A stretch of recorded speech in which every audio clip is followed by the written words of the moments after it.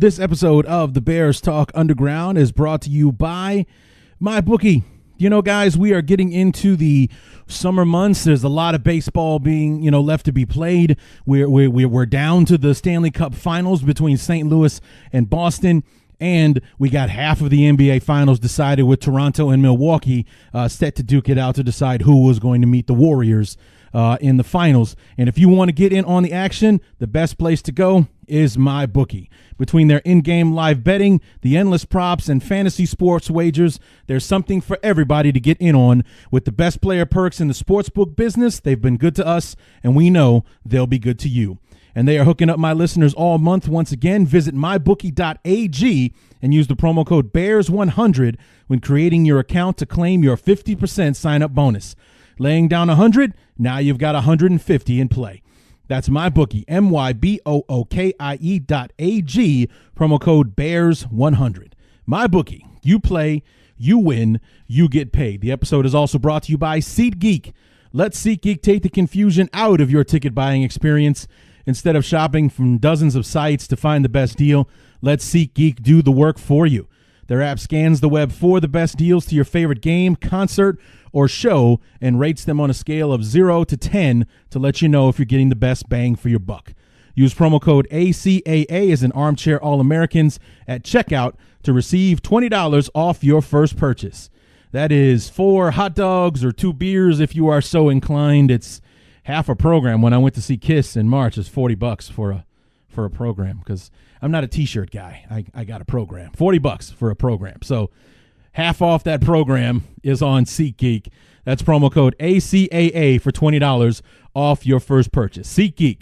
Life's an event. We have the tickets. And this episode is the top 100 Bears of all time list that has been released periodically throughout the week, ranking the 100 best players in the history of our beloved franchise.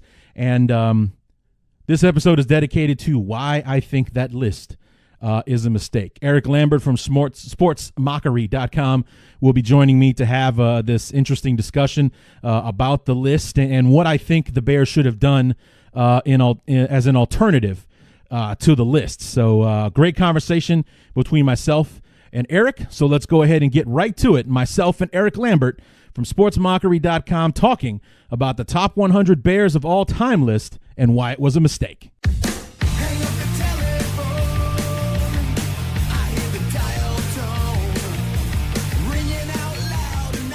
As the month of May winds down to a close, we are getting ever so close to the start of training camp and the regular season, but we've got a few pit stops on the way between now and then, and we really get things kicked off later next week with our opponent preview, starting with our same place opponents in New Orleans and the Rams, and we move on to the AFC West, the NFC East, and our NFC North. What's going on, everybody? Larry D back for the top 100 Bears of all time and why that list was a mistake. And I'll get further into that when our guest Erik Lambert joins us here from sportsmockery.com in just a few moments. But I just wanted to give a little context on the list and why I felt compelled, other than the fact that literally every other Bears podcast out there was jumping on this list and giving their opinions and such. And I'm very grateful that Erik was able to come on last minute to help me out with the episode. Because as I told him when we finished, when I was thanking him for being on the show, was that this really was more of a discussion piece. So this was not an episode that I wanted to do alone and just speak myself on my opinions of the 100 and the alternative that I present to Erik and that we talk about throughout the interview and such. It really was something that I wanted to bounce off to somebody and get their real-time opinion on the list and their thoughts on it and their thoughts on my idea. And that was the other thing that kind of pressed me into duty on getting this episode done ASAP, because I'm not usually in the habit of releasing episodes on a Saturday. But it's an idea that I haven't heard anybody else present yet when it comes to this list. So I wanted to get it out there and see how people would respond to my idea. So just wanted to jump in real quick and talk about the what made me want to jump on this opportunity to an episode about the list, and not to mention the fact that it is a pretty interesting list. It is a discussion piece. Erik and I talk about that if nothing else, it gets people talking. And like I said, the proof is in the pudding.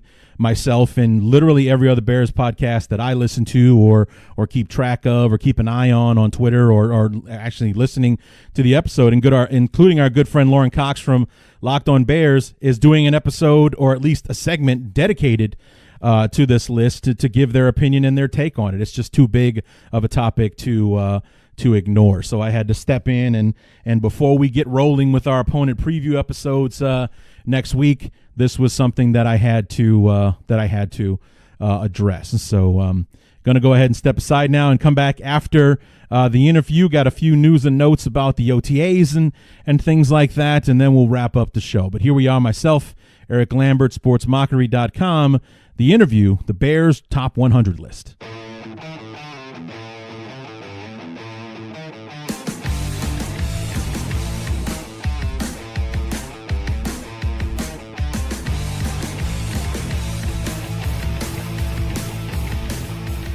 So 2019 is the 100th season of not only NFL football, but Chicago Bear football, with being a charter franchise.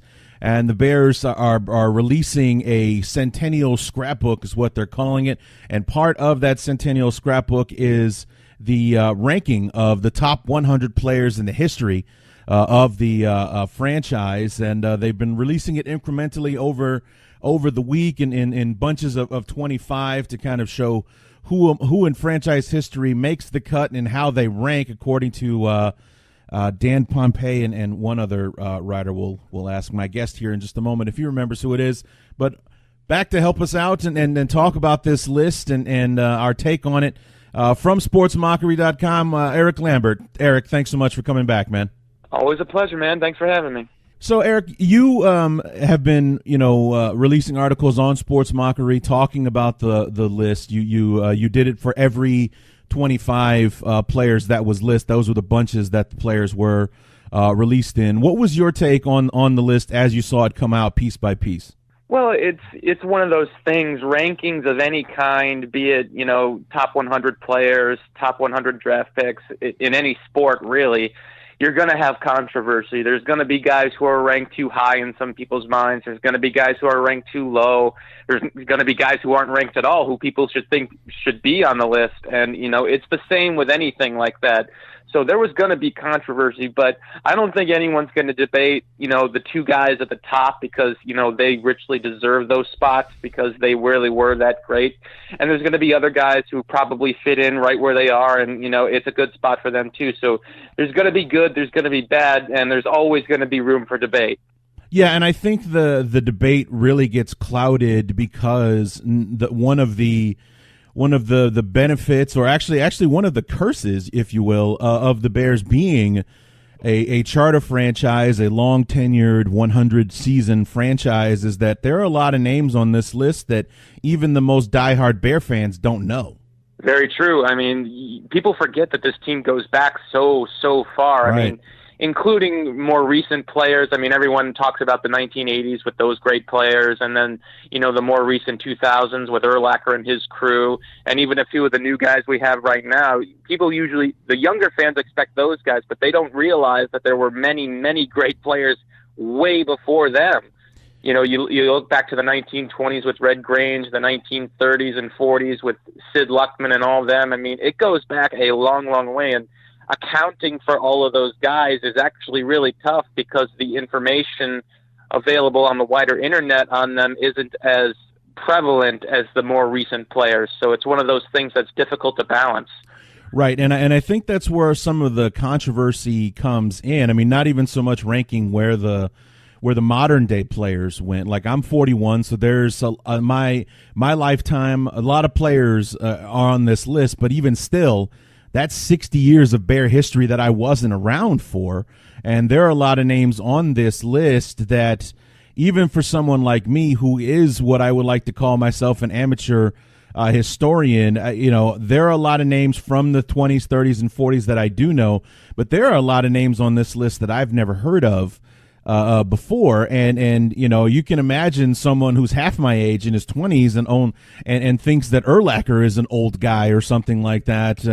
Imagine him trying to wrap his head around Patty Driscoll or somebody like that played in the 30s. Oh, absolutely, and that's always a challenge. But I think what Dan Pompei and Don Pearson was the other guy's name. Just they're both Hall of Fame writers. So these guys, are richly educated on Bears history, NFL history in general, and so they know these guys. They had a chance to not only watch some of their old tape, but they have access to certain things that the wider fan bases don't. So their job going into this wasn't just to include those guys on the list, but to try and educate the younger generation about some of these guys and how great they actually were, and sometimes they're getting overlooked for how great they were. So I understand why a lot of these older guys were included, because it was a really good opportunity to educate the younger fans about how good the Bears legacy actually is and how far back it goes.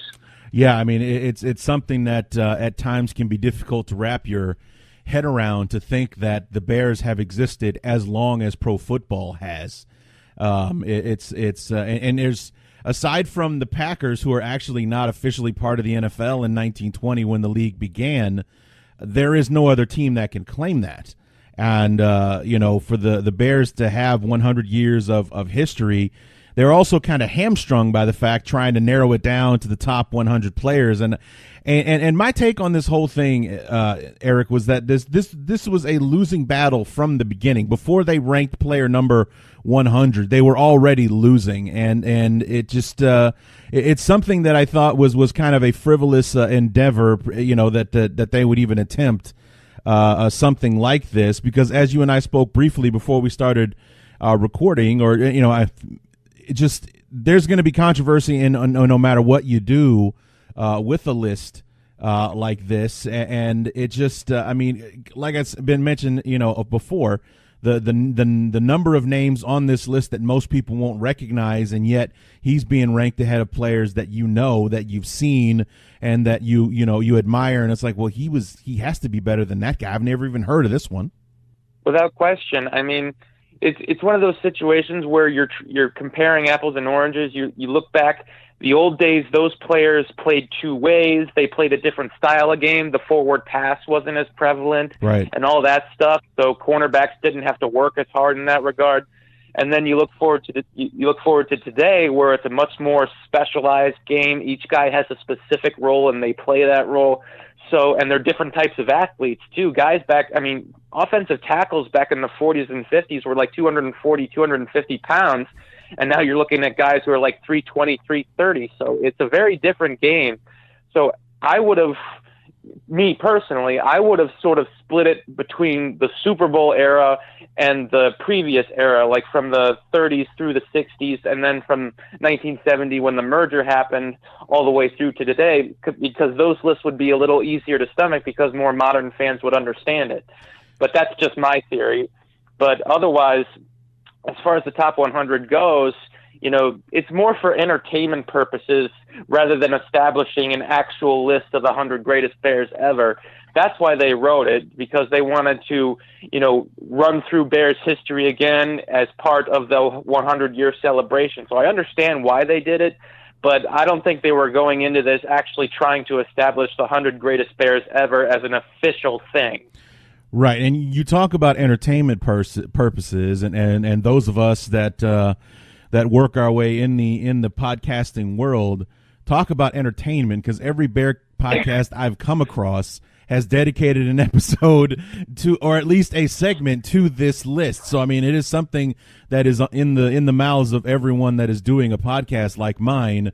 Anyone who's a Bears fan, or maybe even people who are NFL fans, are talking about a top 100 list for the Chicago Bears right now, and maybe that was the point of it all.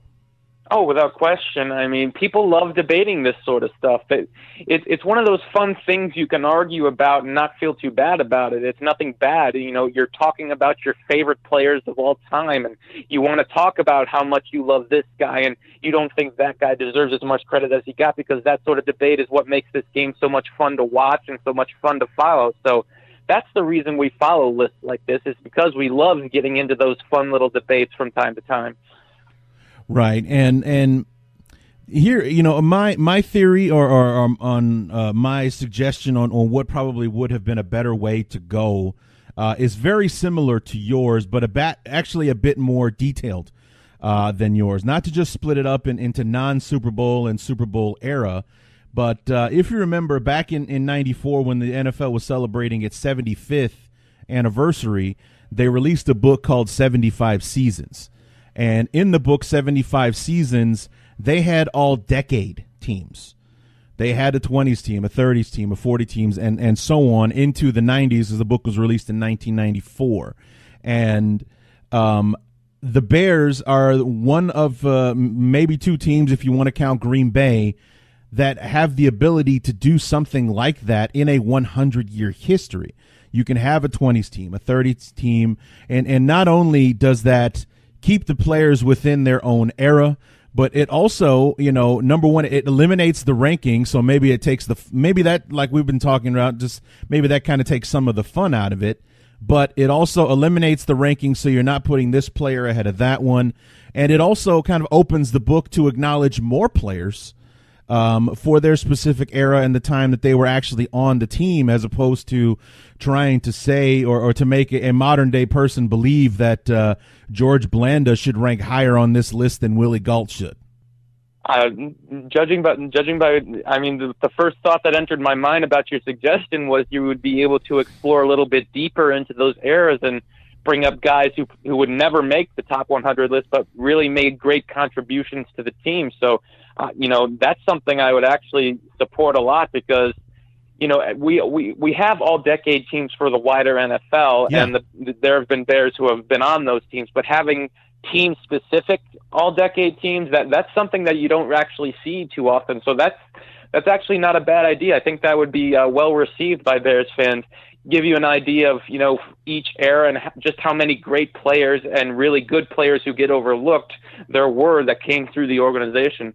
Yeah, and like I said, it opens up the book to a lot more players being recognized, especially when you get into the 60s and 70s and beyond, because in the 60s is kind of when everything started getting specialized as far as being offense, defense.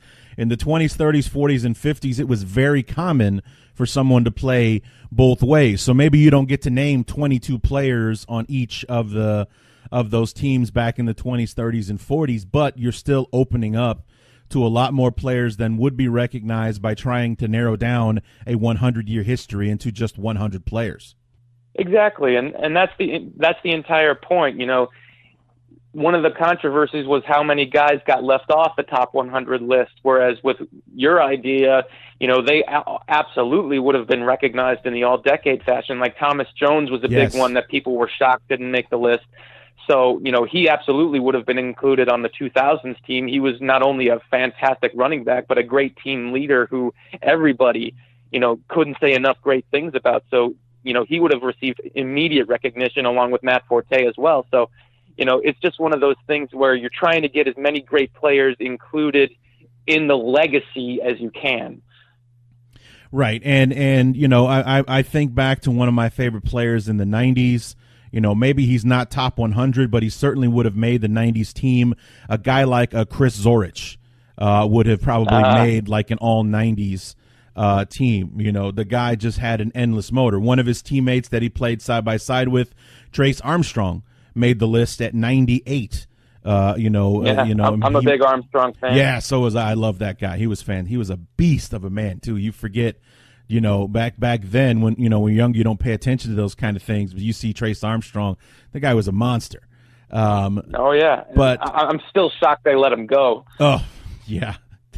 They traded him too, so that's crazy. Yeah, thing. I couldn't believe that when I read about it. I'm like, I can't believe they traded that guy, especially with how much success he had afterwards. So yeah.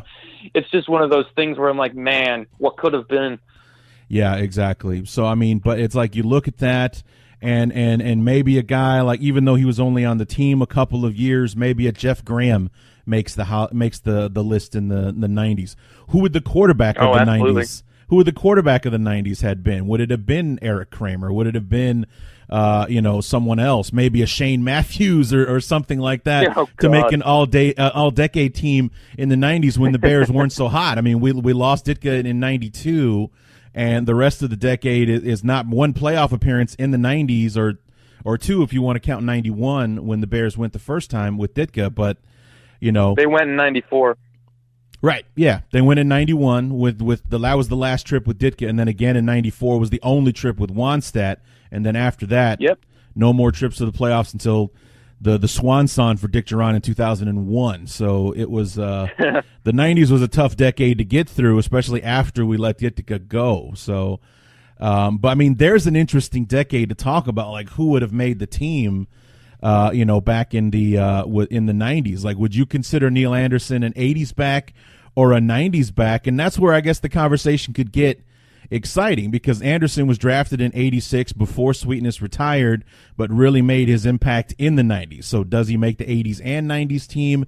That's an interesting discussion to have for guys that kind of folded into a different decade. Yeah, that's when stuff like that gets the most fun, because would you consider Walter Payton a 70s back or an 80s back? It's the same concept, only a decade earlier. Right. Because, he had his greatest season in the 70s, but he actually played more in the 80s. So it's one of those things like, man, this is actually tougher than you might think. So It's one of those fun deals where, a guy might actually end up on two lists because he was just that damn good. Right. Whereas, otherwise, guys might not make it this decade, but would because they made their contributions more in one area or another. So it's one of those fun things that you get to do your research and, weigh the pros, cons, all that sort of stuff. It's one of the great things about being a fan and a researcher.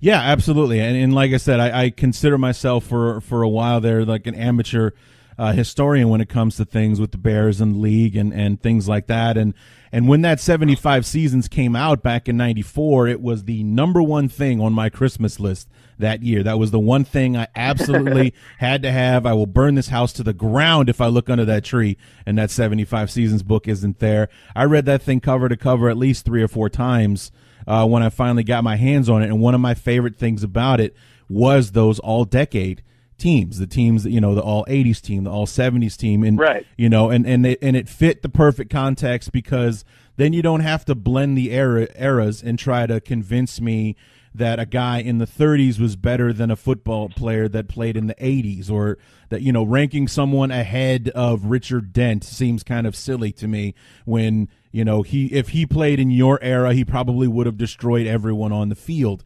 kind of thing. Right. Just the whole bigger, stronger, faster thing. I don't know how many exceptions there would be to take someone from the 30s and plant them in today's NFL and see them succeed at all. I mean, you had to be a different kind of person to play football back in the 30s when your helmet was a leather flap, essentially. You didn't wear pads. Yeah. There were essentially no rules to the game.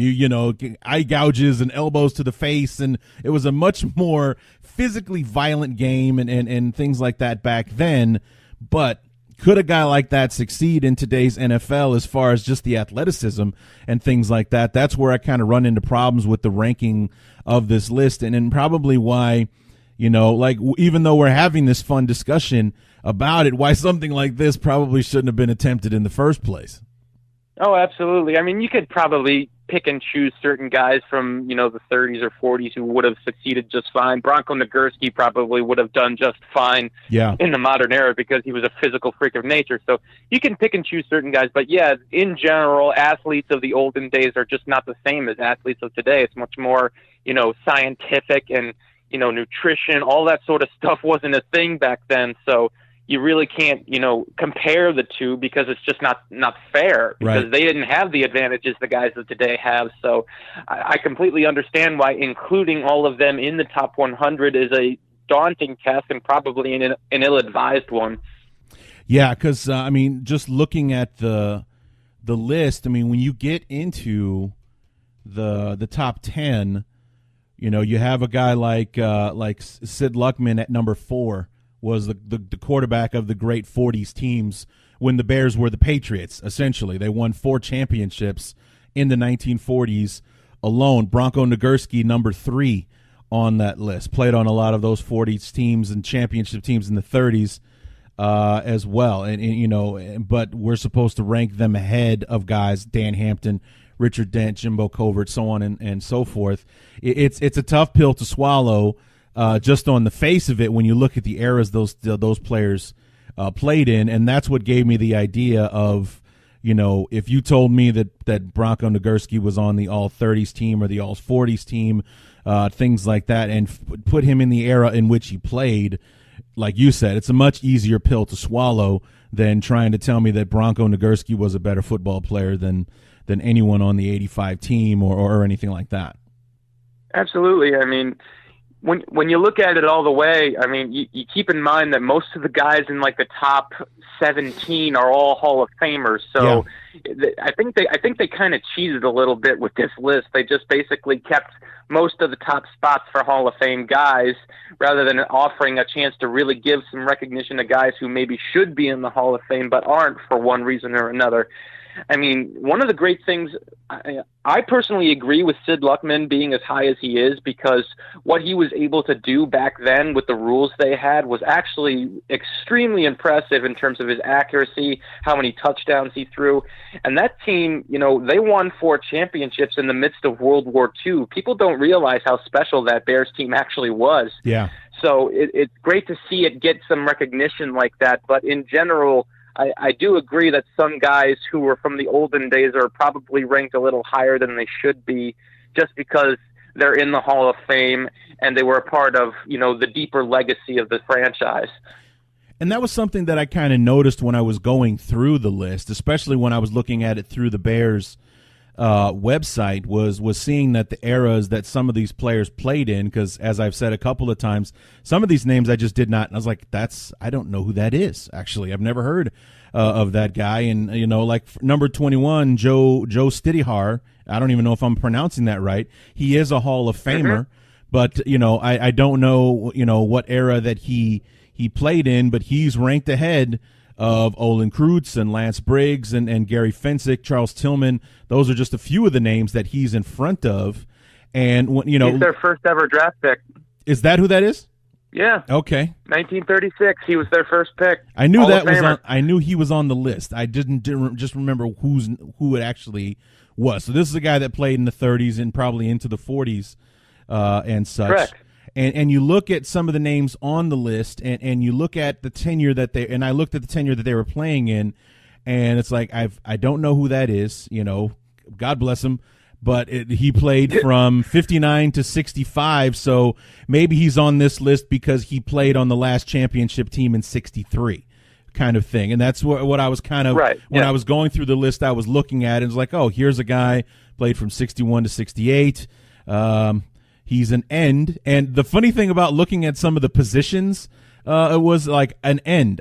I don't know what position that is. Is that wide receiver? Is it a defensive end on the defensive line? That kind of thing. It's just like that was the thing. Flanker. Yeah. It's like, well, flanker I know is a wide receiver, but it's just his designation was E for end. Like, okay, end of what? End of the line of scrimmage for defensive line? Is that what they called a wide receiver back then? That kind of thing. There were a few guys on the list that were just ends. And you look at him, and it's a tall, white guy wearing the number 36 or something. Like, oh, Christ, that doesn't help me at all as far as, well, because they also didn't have position designations for numbers back then either. So, so just looking at a picture of the guy doesn't help me figure out. And basically football players were all the same size back then as well. So there's no help whatsoever. I couldn't even tell you a position that guy played. So, but, looking at it, I think some guys are making the list because they got credit for being on one of the championship teams. You saw a lot of that, in my opinion, with the guys that played in the 60s, that played on that last Papa Bear Hallis championship team back in 63. Yeah. So that's what I, kind of noticed here and there, especially when it came to people I didn't recognize. You see the era that they played in. Oh, he was on the championship teams in the 40s. Oh, he played for Papa Bear, and he was on the team when they won the title in 63 and so on and so forth. And in a lot of ways, I think maybe that's why if this was an idea that was on the table, maybe they avoided it because the 80s team, the 80s decade team would just be the 85 Bears. I mean, can you think of anyone that wasn't on the 85 Bears team that would have made the all-80s team? Let's see. Somebody who wasn't, he was drafted a little too late. I would have included Donnell Wolford, but he'd be on the 90s team. So yeah, because he was drafted in like 89 or something like that, right? Yeah. Oh, man, I really can't think of anybody who was drafted like early or late who was in the decade long enough to have an impact on the team but still be on the list. So honestly, off the top of my head, I really can't. I'd have to do some research on that. Sure. I mean, and there's some fun omissions. Maybe Al Harris. Was Al Harris on the team? I remember him being a really... Al Harris and Todd Bell were the guys that, or is it Tyrone Keys? No, I think it was Al Harris, because there were two guys that held out and that were on the team in 84, held out for contracts in 85, and then were like back on the team in 86. Like Todd Bell was one of those players. Right. He was an all-pro, like an all-pro, and Pro got Bowl replaced player. by Dave Duerson. Exactly, yeah. Duerson was the guy that replaced him, but he came back in 86, or I think he actually ended up following Buddy Ryan to Philadelphia in 86. But he held out and missed the entire 85 season when he was a Pro Bowl player the year before in 84. So, but that's what I was thinking, was like maybe that's why they didn't do it, because who outside of the 85 Bears would you put on the 80s all-decade list? Like, is there anyone kind of thing? Maybe you want to have an argument about Maury Buford versus somebody else who was the punter of the team in the 80s or something like that. Outside of that, I can't really think of anyone you wouldn't put on that list. But exactly, but you when you think about the 80s and you think about omissions from the list, the fridge, William Perry didn't make the list. I talk about Chris Zorich didn't make the list. Thomas Jones, that was a huge omission in a lot of people's eyes. I don't know if you follow Anthony Adams on Twitter, but he made a hilarious video about I'm a big fan. He made a hilarious video about being upset that he didn't make the list. He went on and on like a screaming, like he's in his kitchen screaming at somebody about 11 tackles against the Jacksonville Jaguars, and I didn't make the list, kind of thing. It was just so funny about Tremendous. that. Yeah. But, I mean, there are a lot of guys that would have made all-decade teams that didn't make this top 100 list, and maybe that's what they were going for, the exclusivity of it, narrowing down such a rich history to the top 100 players, and argue amongst yourselves about whether or not they belong there. But, let's just briefly go over the list. Did you consider it to be a good sign or a bad sign that the 100th player was Patrick Mannelly? I thought it was a good sign. I'm a big Patrick Mannelly fan. I think he's one of the best long snappers of his generation. So I think including him on the list was fitting, even though it's at number 100. Yeah. I think he belonged on the list, but being a long snapper, you can only put him so high. So putting him at number 100 was a good way to start off. Giving credit to somebody who never got enough credit. I mean, I think he should have gone to a few Pro Bowls, but he never was able to. So It's just one of those things that the Bears wanted to make sure they gave him some proper love that he richly deserved for as long as he played. Yeah, I can imagine Pearson and Pompey sitting in a room together, putting this list together and be like, okay, the discussion is going to be between 2 and 99 because let's just agree that Patrick Mannelly would be 100 because he was with us for 18 seasons or whatever it was. He's worn the uniform more than any player in the history of the franchise, which is why he's on this list. And number 1 is Walter Payton. That is where the discussion begins and ends about who number 1 is. And then from 2 to 99, we can argue all day and all long about who should be on this list and who shouldn't, and so on and so forth. So I just picture them sitting down at the table and be like, 100's Mannelly, Sweetness is number 1. Now let's get to work, kind of thing.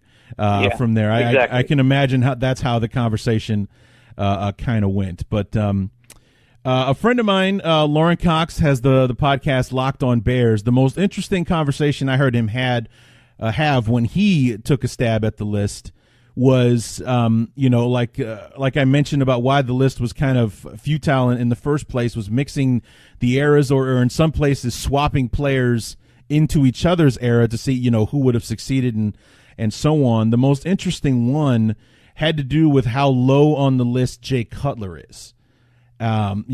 Statistically, he's probably the best quarterback we've ever had, but everybody, there's never been anyone on the team ever, even in the 100 years the team has existed, that's been more divisive amongst fans.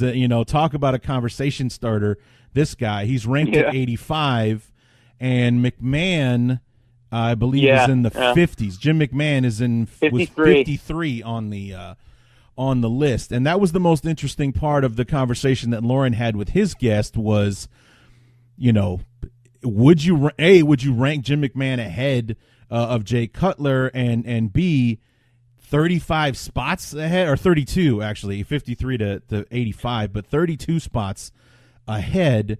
And then if you put Jim McMahon in the time of Jay Cutler, and Jay Cutler in the time of Jim McMahon, how different would the fate of those teams had been? I agree Jay Cutler should be on the list. First of all, he obviously needs to be on the list. I mean, the guy was a warrior. He lasted a long time. He won 51 games. He took them to an NFC championship, so he absolutely deserves to be on the list. Now, I understand why they put McMahon ahead of Cutler, because he won a championship. He was highly successful in the 80s. I get that, but ranking him at 53 was actually the thing that stuck out to me. Not having Cutler at 85, that seemed like a good enough spot for me, considering how underachieving he was in terms of winning in his career. But ranking McMahon that high really stuck in my craw, because believe me, I love Jim McMahon. Yeah. I mean, he was the quintessential Chicago quarterback. He had swagger. He was a winner. I mean, he passed well when he was healthy, but it's that last part. He wasn't on the field nearly enough. I mean, he also underachieved in his career. I mean, he never started a full season in his time with the Bears. So to rank him at number 53 ahead of so many other guys, not just Cutler, but ahead of a bunch of other really great players like, Julius Peppers, even though he played 4 years, Robbie Gould, Mike Brown, I mean, some of these other guys, and I'm just like, man, winning a championship really raises it up for you on this list. It's pretty brutal, because, you have to really take individual career into account a little more than just team success, because then it just becomes a bit unfair. Yeah. So, that was the thing that stuck out with me with McMahon. As much as he deserves to be on the list, which he does, ranking him that high just because he managed to win the only Super Bowl the team has ever won, I think sort of puts a little too much shade on how this list was constructed. Yeah, and I agree with you on that, but it's like you talk about, their discussion putting Jim McMahon in the 2000s and early 2010s with the offensive line that the Bears had, and Jay Cutler being under attack, and even though Jay did miss a game here and there, he wasn't missing chunks of seasons like McMahon did. Hell, McMahon missed 4 games in '85 when we did win the championship. Right, yeah. He came back healthy enough to play in the postseason and in the Super Bowl, and I think he had a bruised thigh or something like that going into the Super Bowl. I mean, the guy was constantly injured. His shoulder injury and I believe Tim Harris, that busted him up, single-handedly derailed the '86 chance of repeating as champions. And if you put Jay Cutler and his toughness on that team with his skill set, even number 11 on the list, Dan Hampton agrees the Bears would have come away with, they would have been the team of the 80s, not the 49ers. It's a very fair assessment. I mean, Cutler is not only bigger than McMahon was, he's got a stronger arm, so I think he would have fit that team perfectly, because they ran the ball a lot, so they would have protected him better.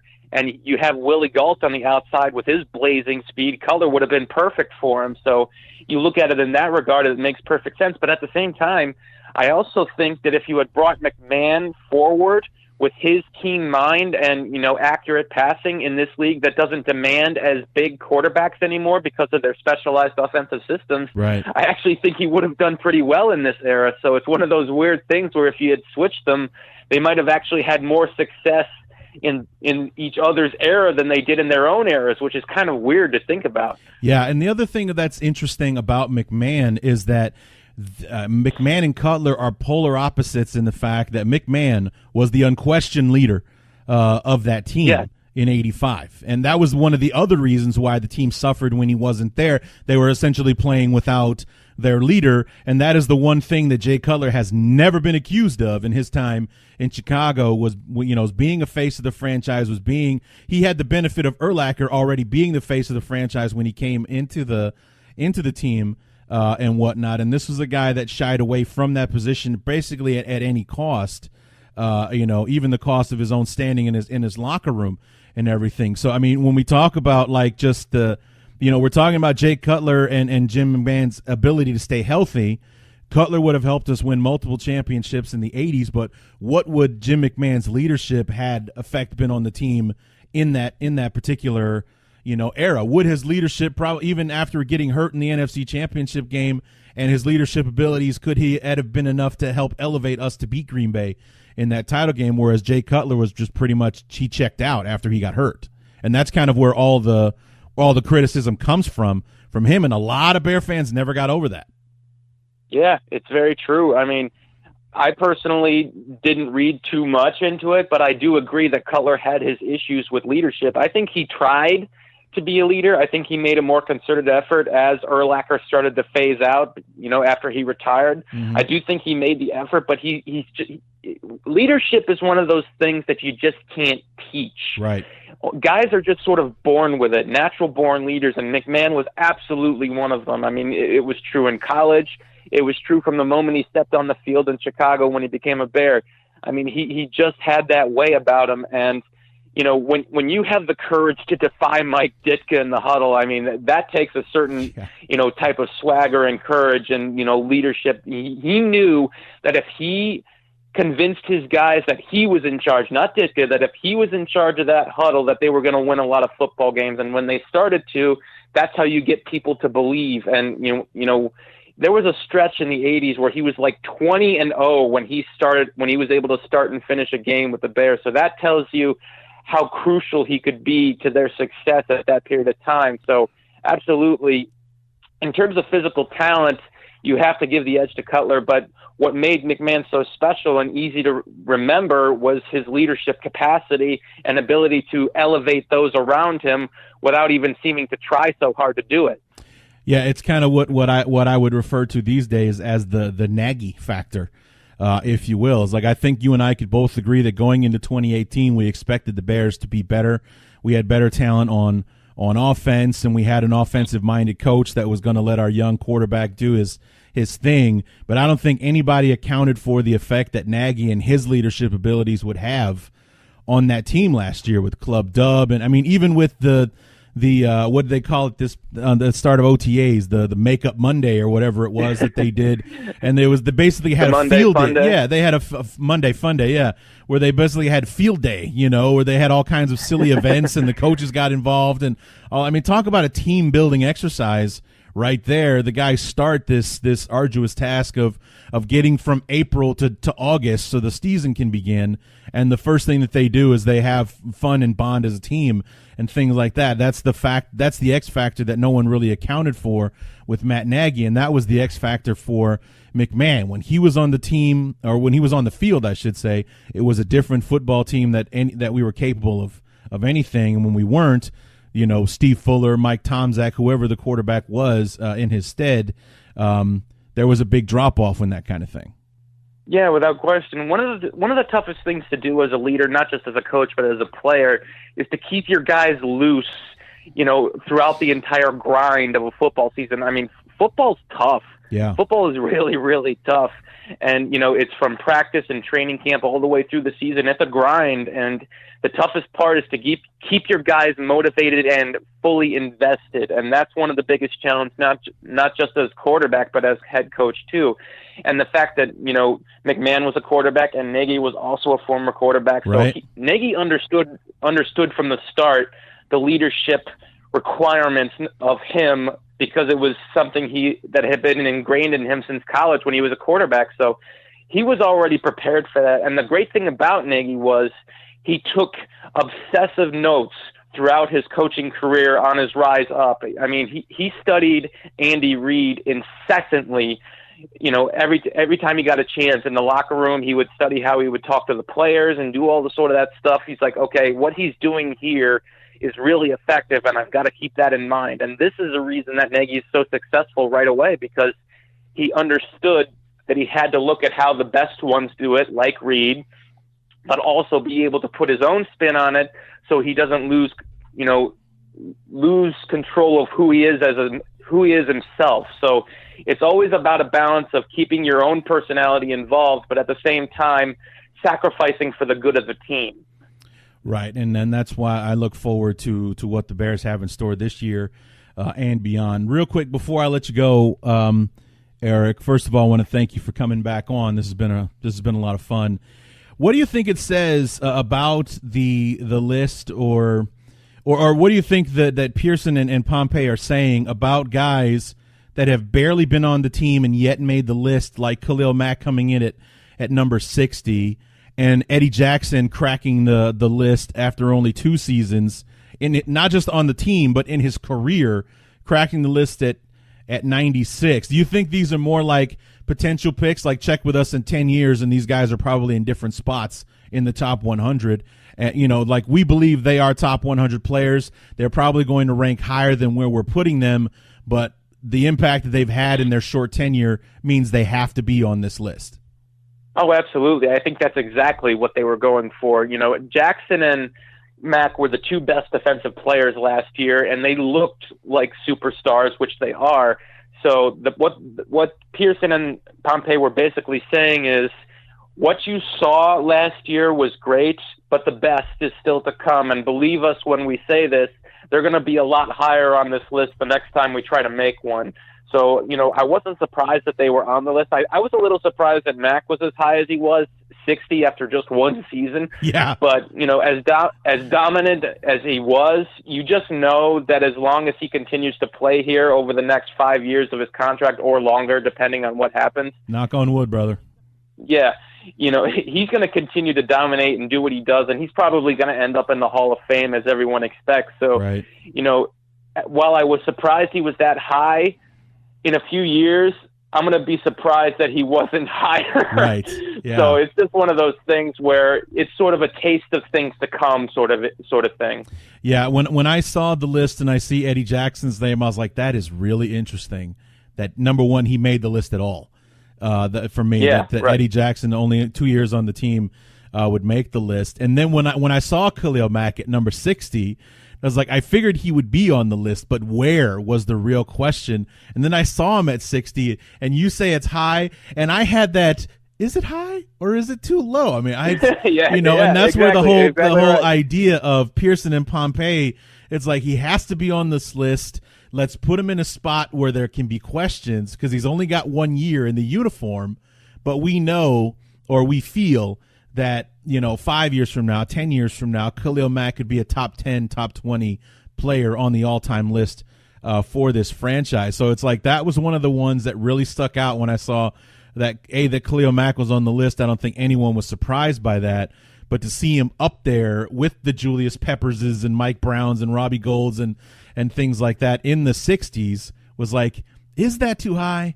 Or is that way too low? It was a really, really good, right. But it's also kind of a picture, a photo of this time.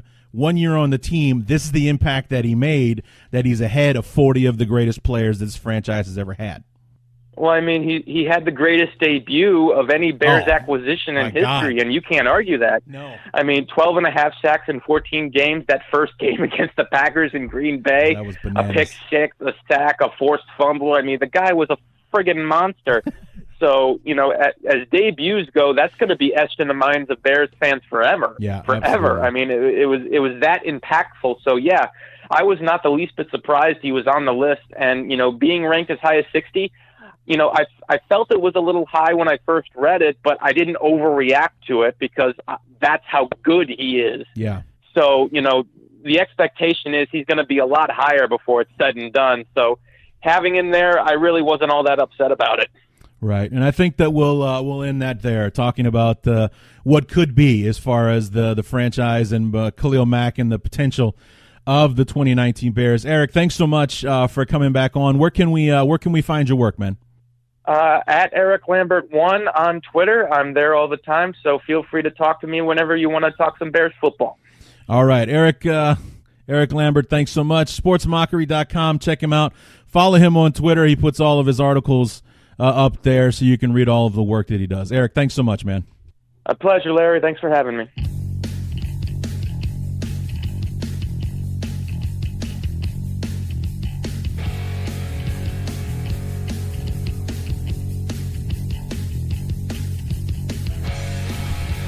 So what'd you guys think? Would this have been better served with 10 all-decade teams as opposed to trying to narrow 100 years of history into just 100 players that are a great mixture of the and are a testament to the longevity of this franchise. Like I like the list. I like the idea of the list, but there's no winning with this list. The conversation we had at the end about Eddie Jackson and Khalil Mack, both 1 and 2 year tenures with the franchise, but making the list, and especially Mack being number 60, whether you think that's high or low. A 2-year guy in Eddie Jackson who's just starting his career, and Mack is a 5-year veteran, but only 1 in a Bear uniform. But the mark that they made was so indelible that they had to be on this list, and the discussion about Jay Cutler being 30-plus paces behind McMahon on the list, and what have you, and my feelings on some of the guys probably being on the list because they were, and honestly, not having much context on their career and the type of players that they were, just me blindly thinking that I have no idea who this is, but I see he was playing from 61 to 65, so he's getting credit for, being a starting left tackle on the 63 championship team, and so on and so forth. My memory of the Bears starts in the early 80s, around 83, 84, when I was a little guy, 4 and 5 years old, and carries on from there. And so those are the players that I have the strongest opinions about, and would rank them ahead of just about everybody that I didn't see play, aside from a very, very select few. Maybe the Nagurskis, the Red Granges, the obviously the Butkusses and Sayers and so on would still make my list just because they're legendary players, they're Hall of Famers, and there's plenty of tape on what those guys did in their careers, and it's a consensus that they were great players. But there were a lot of guys that on that list that I was surprised I didn't know their names. I didn't know who they were. I would have to do research to dig in and find out who so-and-so was. But it was a lot of fun having that conversation and having the idea kind of play itself out in the conversation with Erik. And, he's been a great guest the 2 times that we had him on. Look forward to having him on again in the future. And just before I let you go, I do want to throw in some news and notes before we take off. And it's just some quick news about the OTAs. Our beloved started OTAs this past week on Tuesday. And famously on Monday, they had instead of, you heard you mention during the conversation with Erik, the Monday Fun Day, where they essentially had like a field day type of event where they broke the roster up into teams, and these guys had to do different tasks, events, gags, whatever you want to call it. Somebody trying to run from the length of the field or the width of the field, holding the end of a baseball bat in the palm of his hand. You got to get over to the other side before the bat tips over, that kind of thing. Non-quarterbacks trying to throw who can throw the farthest, and knocking cones off of a tackling dummy and things like that. There's a video on ChicagoBears.com if you want to check out kind of the highlights of the competition, if you will. A lot of fun there. But on Tuesday, when the practices began, there was some position changes for a handful of guys. The first one, or the most notable one, I would say, well, actually, that's an argument. But for me, in my opinion, as an old offensive lineman, hearing that James Daniels and Cody Whitehair are switching positions. James Daniels, who was a center throughout his career at the University of Iowa and played his rookie season with the Bears last year at left guard. Cody Whitehair, who was a guard and a tackle in college, who's been the Bears center since drafted in 2016, now moves to left guard. So for the first time in either of these guys' careers, they're not playing out of position in the pros. So James Daniels going back to his natural spot at center, and Cody Whitehair going back to playing left guard. I am very, very excited and anxious to see how this plays out on the offensive line this year. I mean, Cody Whitehair, a fantastic center, a Pro Bowl center, quite frankly, but I think he's a lot more comfortable as an interior lineman than he was at the center position. It's just a testament to him that how well he took to it, despite his struggles with shotgun snaps and things like that. I think this is the best move possible. James Daniels is not a wet behind the ears rookie anymore, and now he can come back and take charge of that offensive line and play his natural position. And Cody Whitehair was a stud in college at the left guard position. He was a tackle his senior year at Kansas State. Looking forward to see what he can do as our new starting left guard. So very excited to see how that will unfold now that we have an offensive line that isn't trying to learn and play a position that they're not, ready for, that they haven't played for in the past. And then the other ones, I think maybe these are more notable just because of the actual changes themselves and what they could mean. But Taquan Mizzell and Bradley Soul playing new positions now. Taquan Mizzell, who was in a crowded running back room with the addition of David Montgomery and Mike Davis in the running back position, along with Tariq Cohen. It was getting crowded in that running back room, and we also drafted Kareth White out of Florida. Is it Florida Atlantic? Yeah, Florida Atlantic, I believe. Or is it Florida? No, it's Florida Atlantic. So there were the 5-6 guys already. Taquan Mizzell, the odd man out, is now a wide receiver, wearing number 11 in OTA practices now. And my man, Bradley Soul, remember week 17 against the Vikings, how I just could not get over the fact that Soul was playing some fullback and actually ran a true blue seam route right down the middle of the field. Number 79 just lumbering down the middle of the field, running a legit pattern after a play fake. Well, the Bears have taken it to heart, and Bradley Soul is now sporting number 85. He's a tight end now. That is awesome.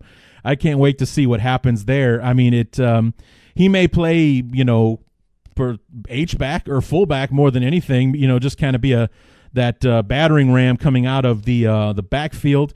I also think that maybe it says a lot about, the undrafted rookie free agents that we signed, and where Rashad Coward is in his development after making the switch from defensive line to offensive line a year ago. Anybody who watched who followed what Rashad was doing during the preseason noticed that he was playing well. He was making progress. He made the roster as an offensive tackle. He was inactive, I think, for every game last year, but nonetheless, I think that maybe another offseason under the wing of Harry Heaston, our offensive line coach, I think that this could be the other message that sends that Rashad Coward has advanced from year 1 to year 2 in his new position, so that the Bears feel comfortable about making Coward our swing tackle, so Bradley Soul could move on into this new position that can help us out on offense. With Bradley Soul famously scoring the 1 touchdown in the game, the Santa sleigh play against the LA Rams on Sunday Night Football that made such a big splash. And, like I said, I couldn't stop talking about Bradley Soul running that seam route against the Vikings in week 17. Just so much fun watching that big beast of a man run down the middle of the field like he had every intention of catching the ball when he turned his head to look at the quarterback. So I thought that was so great. So it's very interesting to see. And I posted on Twitter when I saw that position change, while it's positive to think that it says a lot about the new offensive lineman that we signed in undrafted free agency. It possibly says what I was saying or hypothesizing about where Rashad Coward is in his development. Does it also kind of condemn what we have or don't have in the tight end room right now? Is Adam Shaheen still not where the Bears want him to be? Is the drop-off after Trey Burton as steep as we think it may be? Because I don't really recall Ben Broniker being much of an offensive pass-catching weapon. Like maybe he's being brought back more for his special teams and blocking abilities than I can think of him catching the football. So are we adding Bradley Soul to the tight end room to kind of, it's more than just a depth move, I think. I mean, is it a condemnation of what we've got going on in the tight end room right now, while also, is it the devil that serves two masters kind of thing? Is it that it's a praise of the offensive line and where they are with our personnel or where we think we are, and is it also to look down on the tight end room and where we're not in that position group at the moment? So interesting theory to think about, but exciting nonetheless. And very interested to see what Bradley Soul will do and what he'll bring to the table as a now rostered tight end on the field. And one other interesting, maybe not so much of a change, but he's taken reps at a new position. Sherrick McManus, who was, famously a hero last year for how he was able to step in to the void of that Bryce Callahan left behind when he broke his foot against the Rams in the Sunday night game last year. And unfortunately was also the victim of the Golden Tate touchdown catch that won the game for Philly in the wild card game. Has been taking reps at safety.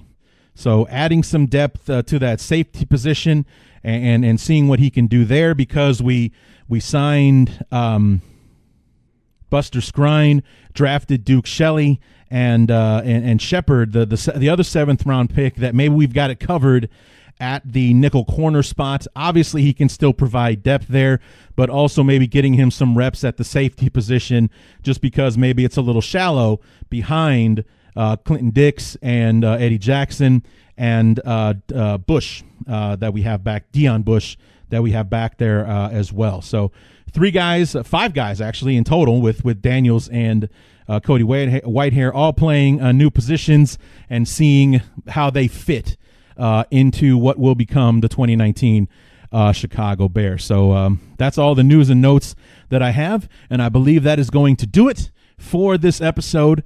Please give me your feedback on my idea for an all-decades team. Maybe I'll take some time and maybe try to throw something together. I can honestly say that I probably won't touch the 70s and behind, just because I can't really say for sure what those rosters should be, and but I'm pretty sure I can dive in on the 80s and 90s and the aughts and the 10s, if you will. If you guys are interested in that, maybe I'll post something on Twitter just who I think those all-decade teams might be. I think it'd be a fun discussion, maybe do something like that. So maybe I will, now that I'm thinking about it, because I got nothing but time on my hands. So we'll see. Let me know if you guys are interested in seeing me do something like that, and maybe I'll throw something together for you. So, but that is going to do it for the top 100 list. Come back next week on Wednesday. Wednesday we will be releasing. We'll be heading down that road that is the opponent preview episode, starting with the starting with the Saints. We're starting off with the New Orleans Saints and talking about, I think there was something interesting that happened in the NFC Championship game. I don't know if you guys heard about it, or, I don't know if it was a big deal or if it changed the rule book or anything like that, but my guest and I will talk about it. It should be interesting, especially since he is on the shunned, the affected side of that call, and everything else that the 2019 Saints have to offer, and will they have something to say about how the NFC in total, I should say, unfolds in 2019. So come back for that. Then shortly thereafter, we will have the other half of that equation, the other first place team, the Los Angeles Rams, to finish off the same place teams before we move on to the AFC West, NFC East, and finish up with the NFC North. The ball is about to get rolling. The vast wasteland of the NFL offseason between the draft and training camp is going to be over before you know it. That's one of the main reasons why I do these opponent preview shows, It helps me get through this arduous time of year where literally nothing happens. And it'll be over before we know it. And before we're done, Lauren Cox will join us to preview the 2019 Bears, and then we'll be at training camp and the preseason and the 2019 regular season with the Bears stumping a mud hole in the ass of the Green Bay Packers on Thursday night to kick off the 100th year of Bears football and NFL football. It'll all be here before you know it. So anyway, come back next week on Wednesday for the opponent preview, the New Orleans Saints, and the ball will be rolling. Until then, my name is Larry D, and this has been the Bears Talk Underground.